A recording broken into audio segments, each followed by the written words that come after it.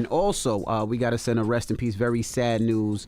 Yo Gotti's brother, Big Juke, was shot and killed in Memphis on Saturday. While Yo Gotti mourns his brother's death, Big Juke's killers roam free. While everyone in Memphis has an idea which camp carried out the hit, it remains unclear whether anyone will be arrested and taken to court over the shocking murder. Interestingly, quick research from internet detectives may have revealed Big Juke's killers. So what exactly has been uncovered?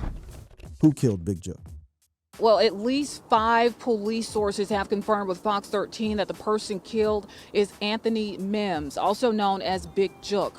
Now, Big Juke is the brother of rapper Yo Gotti. Mims was shot in the parking lot of Pernod's Restaurant and Event Center. A few hours before his tragic death, Big Juke to his Instagram, where he posted a photo with an ominous caption which read, "They don't want to face you, they want to snake you. Stay alert too. Stay alive. Watch your back at all times. Put snakes on the plate and eat great." Little did he know that this would be his last day on earth. It was a sunny Saturday afternoon when tragedy struck. Big Juke, known for his involvement in managing Yo Gotti's music label, Collective Music Group, CMG, was attending a funeral service on Winchester Road's 6,300 block. As the funeral service progressed, Juke, dressed in a somber black suit, joined other family members to pay their respects to his late Uncle Eric, a legendary kingpin in the area. Eric Bovin, a well-known Memphis cocaine kingpin in the 1980s and the head of the Bovin family, had a significant connection to Big Juke and Yo Gotti. He was a former partner of their aunt. Bovin passed away on December 31st at the age of 63, and his funeral brought together family and friends to pay their respects. The repast at Perignon's Restaurant and Event Center was meant to provide an opportunity for loved ones to come together and find solace in each other's company. The atmosphere was heavy with grief and remembrance, but no one could have anticipated the horror that awaited them outside the Event Center and Perignon's Restaurant. The atmosphere was heavy with grief and remembrance, but no one could have anticipated the horror that awaited them outside.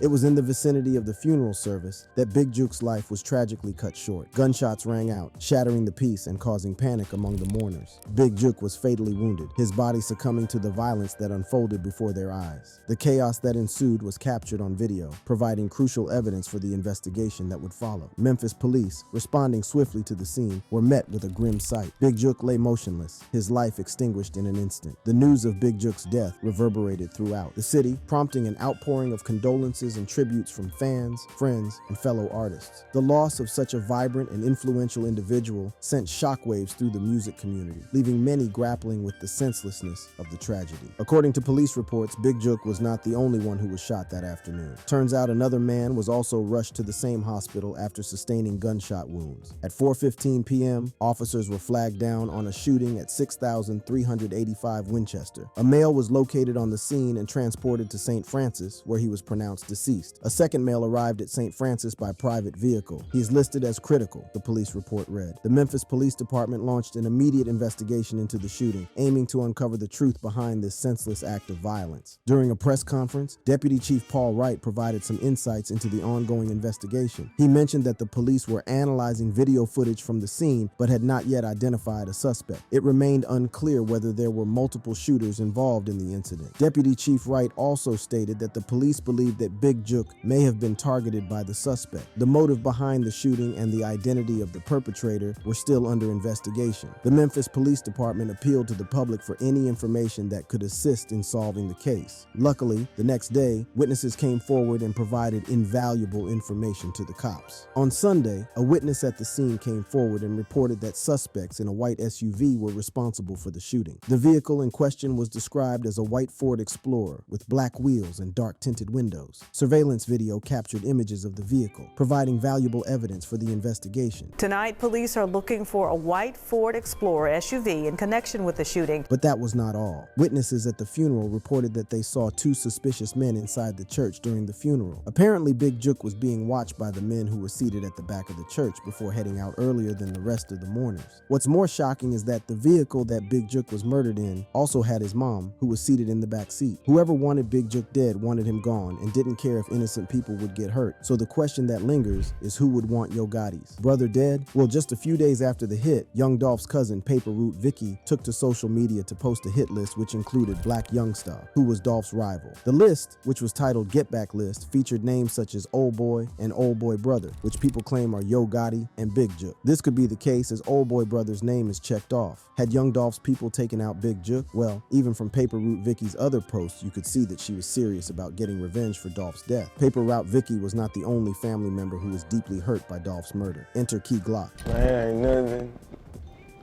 Nobody can tell me it ain't nothing I can do that'll make me feel better. I'm just be 100. Key Glock's hurt was easily visible through his social media posts. Following young Dolph's death, Key Glock went ahead to delete all his social accounts on Instagram and Twitter. However, he made a comeback a few weeks later where he posted on his story telling people to stop trying to reach him. "Stop asking me if I'm okay, knowing damn well I ain't." The post read, Key Glock, born Markevius Lashun Cathy, is Dolph's cousin by marriage. Dolph signed his protege to his Paper Route Empire label in 2017 and released the collaborative album Dumb and Dumber with him in 2019, and the follow-up Dumb and Dumber 2 in 2021. A few days later, he gathered the courage to pen down an emotional tribute to young Dolph. "Damn bro, I'm lost," he captioned the post. "My heart is torn. My brain is about to explode. It hurts when I breathe. Why you leave me so soon? I'll never be the same. You was my left-hand man, my brother, my cousin, my mentor, and drink partner." However, one part of his emotional tribute stood out and had people thinking that sooner or later, someone was bound to pay for the hurt that he was feeling. "There's nothing no one can do or say to bring you back, and that just eats me up by the second. You was Phil Jackson and I was Yo MJ. Remember I told you I got you back no matter what? I guarantee that," the post read. Was the rapper promising to avenge young Dolph's death? Well, Big Juke's actions after Dolph died and the continued disrespect from young Dolph's ops even after his demise may have led to young Dolph's camp finally sliding. As it turns out, Big Juke had openly dissed young Dolph, especially after he died. In 2021, Big Juke took to his Instagram where he shared his discontent over a street painting that featured his brother's op. The painting featured NLE Choppa, Moneybagg Yo, and young Dolph, and Big Juke did not hold back. I don't paint no beside two real with a in the middle, man. Y'all don't do that, man. Don't about legacy.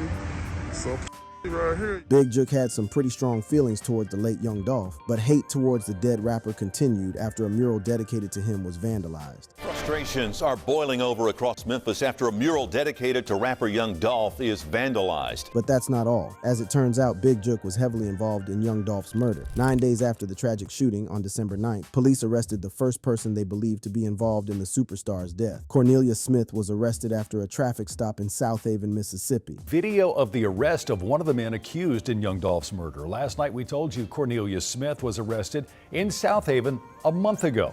Police picked him up on a warrant for an alleged carjacking involving that white Mercedes that was used in Dolph's murder. Smith was picked up on an auto theft warrant involving the stolen white Mercedes-Benz, though his arrest and alleged connection to young Dolph's murder would not be publicized by South Haven police until later, as authorities across the country worked to find other suspects. And on January 5th, 2022, 7 weeks to the day of young Dolph's murder, Memphis police announced a warrant on a first-degree murder charge for Justin Johnson. The major break in the murder of Memphis rapper young Dolph. U.S. Marshals announcing the man you see on your screen here, 23-year-old Justin Johnson, is wanted for first-degree murder and violating parole. There is a $15,000 reward being offered for his capture. Justin Johnson, also known as Straight Drop, is a rapper from Memphis who is now the main suspect in the murder of Dolph. Fans speculated that he had ties to the shooting once they recognized that the location of the Mercedes-Benz that was used as the getaway car was featured in his music video for Going Straight In. The video was taken off the internet after they realized that they had snitched on themselves. The U.S. Marshals had promised a $2,500 reward for information that would lead to his capture, and was also placed on the most wanted list, and is considered to be armed and dangerous. Johnson posted a message on his Instagram story days later, seemingly confirming he would turn himself in. "Turning myself in Monday at 201. I'm innocent. I'll be back sooner than you can blink." 201 refers to 201 Poplar, which is the men's jail in Memphis, Tennessee. Despite promising to surrender himself on January 10th, the fledgling artist dropped a music video instead titled Trackhawk and disappeared from Instagram as his account was disabled or deleted. However, he was soon caught and arraigned in court. A third suspect was also arrested in connection with Dolph's murder. Shondell Barnett was apprehended in Indiana and had reportedly been helping fellow suspect and would-be rapper Justin Johnson evade the police. Barnett was charged with accessory after the fact to first-degree murder and criminal attempt to commit first-degree murder. A fourth suspect, 43-year-old Hernandez Govan, who is alleged to have ordered the murder of young Dolph, was also arrested. The arrest of Hernandez Govan and the uncovering of his role in ordering young Dolph's death changed everything. Govan asked for young Dolph to be murdered. Mr. Govan has been indicted and is in custody for being involved in the young Dolph murder. he played the role of the person who solicited the murder. The arrest of Govan changed everything. The rumors suggested that Big Juke had been spotted with Hernandez Govan as a photo of the pair together started making rounds on the internet. It was even rumored that Govan was Big Juke's right-hand man. What is even more disturbing were the allegations that Big Juke had put a $40,000 bounty on young Dolph's head. He then approached his right-hand man to look for goons to carry out the murder. These folks had something to do with it, bro. These folks don't know that Juke put a hit out, bro. Deadly feud. As you can already see, there seems to be a connection between Young Dolph's killers and Yo Gotti through his brother Big Juke. As we have seen, Young Dolph's camp and especially his family members were deeply hurt and seemed like they were itching for revenge. And it wasn't long before bodies started dropping. One of the first people to get killed was Govan's own daughter, Lotta Cash Desto. Lotta Cash Desto, whose real name is Destiny Govan, was a 25-year-old rapper from Memphis, Tennessee, who was shot and killed on September 24, 2022 at 5500 Richmond Eve. Govan's daughter, she was also a rapper, but she was killed in Houston in September.